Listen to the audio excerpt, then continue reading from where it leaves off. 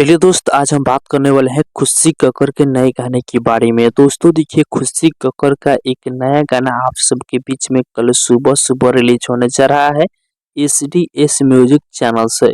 दोस्तों देखिए, इस गाने का नाम है सैय्या के मुसुकिया। आप सभी से बता दें कि गाने को खुशी कक्कर अपने आवाज में इस गाने को गाई है और गाने को राइटर रोशन सिंह बिस्वास इस गाने को लिखे हुए हैं। आप लोगों से बता दें कि गाने में म्यूजिक बना है प्रियांशु सिंह जी और इस गाना को कल सुबह 6:30 पर आप सबके बीच में एसडीएस म्यूजिक चैनल से रिलीज किया जा रहा है। और आप लोगों से बता दें कि इस वीडियो में फीचरिंग की है सोना पांडे और साथ में विक्टर यादव। तो आप लोग कल सुबह तैयारी इस गाने को सुनने के लिए। गाना काफी शानदार गाना होने वाला है।